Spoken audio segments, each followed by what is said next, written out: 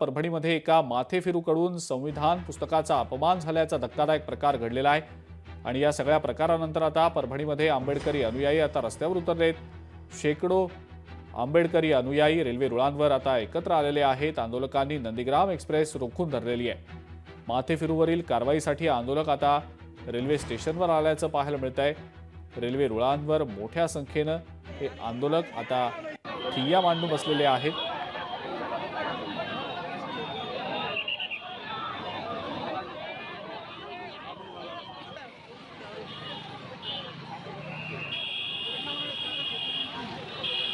खालिद नाज आपले प्रतिनिधी आपल्या सोबत आहेत सध्या। त्यांच्याकडनं या संदर्भातली अधिक माहिती आपण जाणून घेणार आहोत। खालिद, आंबेडकरी अनुयायी संतप्त झालेले आहेत, रस्त्यावर उतरलेत ते रेल्वे रुळांवर, त्यांनी रेल रोको देखील केल्याचं समजतंय। खालिद, काय सध्याची परिस्थिती आहे तिथली?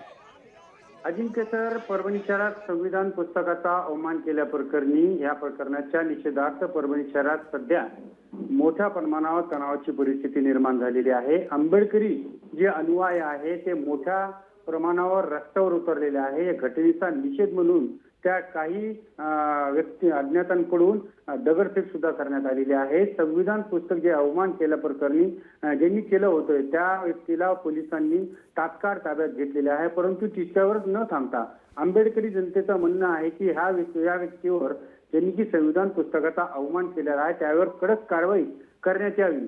आता सध्या घटनास्थळी मोठ्या प्रमाणावर पोलिसांचा बंदोबस्त लावण्यात आलेला आहे। काही व्यक्तींनी परभणी शहरातील जे रेल्वे स्थानक आहे तो आणि त्या ठिकाणी जे रेल्वे रोको सुद्धा त्यांनी करण्याचा प्रयत्न केलेला आहे, परंतु परभणी पोलिसांनी सध्या जमावांना शांतता राखण्याचं आवाहन केलेलं आहे। ठीक आहे खालिद, धन्यवाद सविस्तर माहिती आपण दिलीत त्याबद्दल।